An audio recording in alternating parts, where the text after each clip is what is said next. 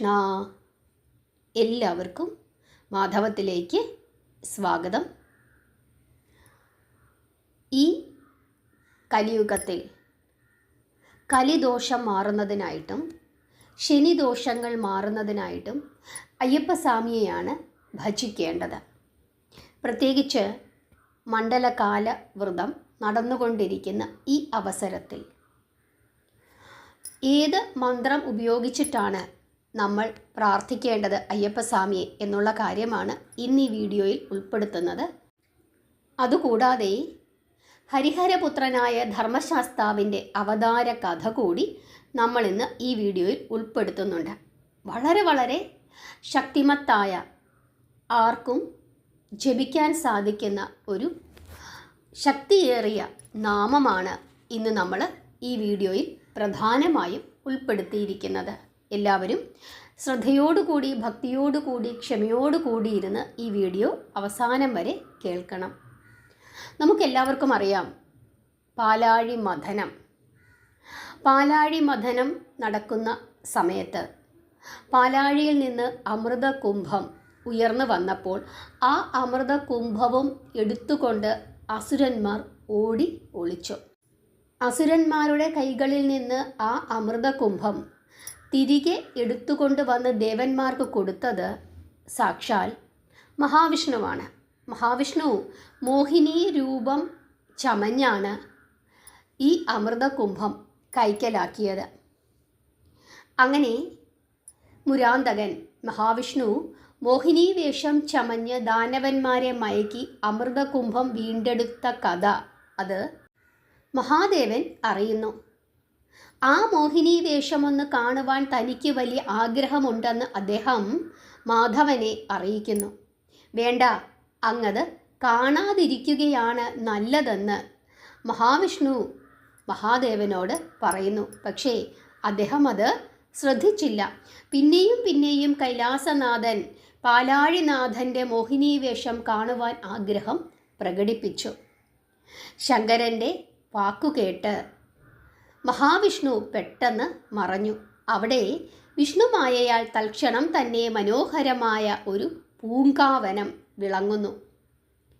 മനോഹരങ്ങളായ പൂക്കൾ, പൂമരങ്ങൾ, എങ്ങും നറുമണം. ആ പൂവനത്തിൻ്റെ മധ്യത്തിൽ പൂമങ്ക പോലെ ഒരു ലാവണ്യവതി അതാ നിൽക്കുന്നു. ആ സുന്ദരിയുടെ സൗന്ദര്യം ആ പൂങ്കാവനത്തിൻ്റെ മാറ്റ് വർദ്ധിപ്പിച്ചു. ആ സുന്ദരിയെ കണ്ട് കാമാരിയായ പരമശിവൻ കാമപരവശനായി തീർന്നു. എല്ലാം വിഷ്ണുമായയുടെ മറ്റൊരു പ്രഭാവം മാത്രമാണ്. വാസ്തവത്തിൽ അവൾ ഒരു സ്ത്രീയല്ല, ഒരു സുന്ദരിയല്ല എന്നുള്ള ആ ചിന്ത പോലും ഒരു നിമിഷം വിഷ്ണുമായയുടെ പ്രഭാവത്താൽ ശങ്കരൻ മറന്നു പോകുന്നു. ആ മോഹിനി രൂപത്തിൻ്റെ ഒരു നോട്ടം, ആ നോട്ടം കൊണ്ട് മഹാദേവൻ കാമവിവശനായി. കാമദേവൻ പോലും പരാജയപ്പെട്ട സ്ഥലത്ത് മോഹിനിയുടെ ഒരു നോട്ടം കൊണ്ട് മഹാദേവനെ ഭ്രമിപ്പിക്കുവാൻ സാധിച്ചു. മോഹിനിയുടെ സൗന്ദര്യത്തിൽ മതിമറന്ന് മഹാദേവന് സ്ഖലനമുണ്ടായി. താൻ വിഷ്ണുമായയാൽ മോഹിതനായി പോയതാണ് എന്ന് മഹാദേവന് ആ നിമിഷം മനസ്സിലാകുന്നു. വിഷ്ണുമായയുടെ ശക്തി അറിയാവുന്ന മഹേശ്വരൻ നാണിച്ചില്ല, ദുഃഖിച്ചതുമില്ല. മോഹിനി രൂപം വെടിഞ്ഞു വന്ന മഹാവിഷ്ണു പറയുകയാണ്, എൻ്റെ മോഹിനി രൂപം കണ്ട് അങ്ങ് മോഹിതനായിട്ടും അങ്ങ് സ്വയം അതിൽ നിന്നും മോചിതനായല്ലോ. ആർക്കാണ് എൻ്റെ മായയെ ജയിക്കുവാൻ സാധിക്കുന്നത്? ഈ മായ മേലിൽ അങ്ങയെ ബാധിക്കുന്നതല്ല എന്ന് മഹാവിഷ്ണു മഹേശ്വരനോട് പറയുന്നു. അങ്ങനെ മഹാദേവനും മോഹിനിക്കും ജനിച്ച പുത്രൻ ഹരിഹരപുത്രൻ ധർമ്മശാസ്താവ്. ആ ധർമ്മശാസ്താവിനെ മഹാദേവൻ കൈലാസത്തിലേക്ക് കൊണ്ടുപോവുകയും അവിടെ സുബ്രഹ്മണ്യനോടും ഗണപതിയോടും ചേർന്ന് വളരുകയും ചെയ്യുന്നു. അങ്ങനെയുള്ള ഹരിഹരപുത്രനായ ധർമ്മശാസ്താവിൻ്റെ അവതാരമാണ് പന്തള രാജാവിൻ്റെ പുത്രനായി പന്തളത്ത് കളിച്ചു വളർന്ന സാക്ഷാൽ അയ്യപ്പൻ മണികണ്ഠൻ. മണികണ്ഠൻ്റെ സമാധി സ്ഥാനമാണ് ഇപ്പോൾ നമ്മൾ കാണുന്ന സാക്ഷാൽ ശബരിമല. കലിയുഗ വരദനാണ് ധർമ്മശാസ്താവ്. അതുകൊണ്ട് തന്നെ കലിദോഷങ്ങൾ അകറ്റുന്നതിനും ശനിദോഷങ്ങൾ അകറ്റുന്നതിനുമൊക്കെയായിട്ട് നമ്മൾ ധർമ്മശാസ്താവിനെ പ്രാർത്ഥിക്കാറുണ്ട്. നിത്യവും എള്ളുതിരി തെളിയിച്ച് പ്രാർത്ഥിക്കുന്നത് വളരെ വളരെ ഉത്തമമാണ്. പ്രത്യേകിച്ച് ശനിദോഷം അതികഠിനമായിരിക്കുന്ന ആളുകളൊക്കെ തന്നെ നിത്യേന എള്ളുതിരി നമ്മുടെ വീട്ടിൽ ഗൃഹത്തിൽ തെളിയിച്ച് പ്രാർത്ഥിക്കുന്നത് വളരെ വളരെ ശ്രേഷ്ഠമാണ്. അതല്ലെങ്കിൽ ആഴ്ചയിലൊരിക്കൽ അയ്യപ്പസ്വാമി ക്ഷേത്രത്തിലോ അല്ലെങ്കിൽ ധർമ്മശാസ്താവിൻ്റെ ക്ഷേത്രത്തിലോ ഒക്കെ തന്നെ തെളിയിച്ചാലും മതി. ദാരിദ്ര്യം മാറുന്നതിനും ശനിദോഷം അകലുന്നതിനും അതുപോലെ തന്നെ കൊടുത്ത പണം അത് തിരികെ കിട്ടുന്നതിനും സാമ്പത്തിക ഉയർച്ചയുണ്ടാകുന്നതിനും ഒക്കെ തന്നെ അയ്യപ്പസ്വാമിയുടെ ഏത് നാമമാണ് പ്രാർത്ഥിക്കേണ്ടത് എന്ന് ചോദിച്ചു കഴിഞ്ഞാൽ അതിന് ഒരൊറ്റ ഉത്തരമേ ഉള്ളൂ. അതാണ് ഷഡ്രൂപ മന്ത്രം. ഈ മന്ത്രം എല്ലാ ശനിയാഴ്ച ദിവസങ്ങളിലോ അല്ലെങ്കിൽ ബുധനാഴ്ചയും ശനിയാഴ്ചയുമോ അതല്ലെങ്കിൽ നിത്യേനയോ നമുക്ക് ജപിക്കാവുന്നതാണ്. ഈ മന്ത്രം ഒരു നേരം നമ്മൾ ഏറ്റവും കുറഞ്ഞത് 6 തവണയെങ്കിലും ജപിക്കണം. ഈ നാമം ഞാനിപ്പോൾ ഇവിടെ എഴുതി കാണിക്കാം. ഈ നാമം ഏറ്റവും കുറഞ്ഞത് 6 തവണയെങ്കിലും ജപിക്കണം. 6ൻ്റെ ഗുണിതങ്ങളായി നിങ്ങൾക്ക് എത്ര വേണമെങ്കിലും ജപിക്കാം.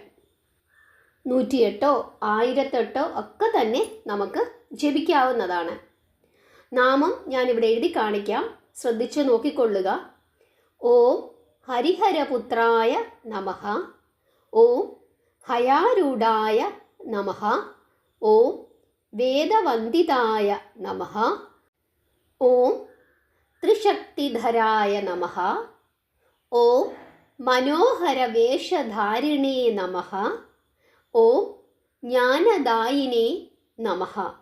ഇതാണ് ധർമ്മശാസ്താവിൻ്റെ ഷഡ്രൂപ മന്ത്രം. ഈ മന്ത്രം എല്ലാ ശനിയാഴ്ചയോ അല്ലെങ്കിൽ ശനിയാഴ്ചയോ ബുധനാഴ്ചയോ അല്ലെങ്കിൽ നിത്യേനയോ നമുക്ക് ഒരു നേരം 6 തവണ ഏറ്റവും കുറഞ്ഞത് അങ്ങനെ ജപിച്ചു കഴിഞ്ഞാൽ കലിദോഷങ്ങളും ശനിദോഷങ്ങളും അകലുകയും സാമ്പത്തിക ബുദ്ധിമുട്ടുകളിൽ നിന്ന് നമുക്ക് രക്ഷ നേടാൻ സാധിക്കുകയും കടം കൊടുത്ത പണം അല്ലെങ്കിൽ ആരെങ്കിലും നമ്മളെ പറ്റിച്ചോണ്ട് പോയി പൈസ തരുന്നില്ല അങ്ങനെയുണ്ടെങ്കിൽ ആ ധനം നമുക്ക് തിരിച്ചു കിട്ടുന്നതിനും ഒക്കെ തന്നെ വളരെ വളരെ ശ്രേഷ്ഠമാണ്. ദാരിദ്ര്യം നിർമ്മാർജ്ജനം ചെയ്യുന്നതിന് ഏറ്റവും ശ്രേഷ്ഠമായ അയ്യപ്പ മന്ത്രമാണ്. ശനിദോഷങ്ങൾ മാറും, കലിദോഷങ്ങൾ മാറും, കുടുംബ സമാധാനമുണ്ടാകും, സാമ്പത്തികമായി അഭിവൃദ്ധി ഉണ്ടാകും. ആർക്കും ജപിക്കാം. ശരീരശുദ്ധിയുള്ള സമയത്ത് എപ്പോൾ വേണമെങ്കിലും നമുക്ക് ജപിക്കാവുന്നതാണ്. പീരിയഡ്സ് ആയിരിക്കുന്ന സമയത്ത് ആ 7 ദിവസം ജപിക്കരുത്. അല്ലാത്ത സമയങ്ങളിലൊക്കെ തന്നെ ജപിക്കാവുന്നതാണ്. അടുപ്പിച്ചൊരു 21 ദിവസമൊക്കെ ജപിക്കാൻ സാധിക്കുന്നുണ്ടെങ്കിൽ 21, 41 അങ്ങനെയൊക്കെ ജപിക്കാൻ സാധിക്കുന്നുണ്ടെങ്കിൽ വളരെ വളരെ ശ്രേഷ്ഠമാണ്. നിങ്ങൾക്ക് മനസ്സിലായി എന്ന് വിശ്വസിക്കുന്നു. നാമം ജപിക്കുക, പ്രാർത്ഥിക്കുക. ഹരേ കൃഷ്ണ.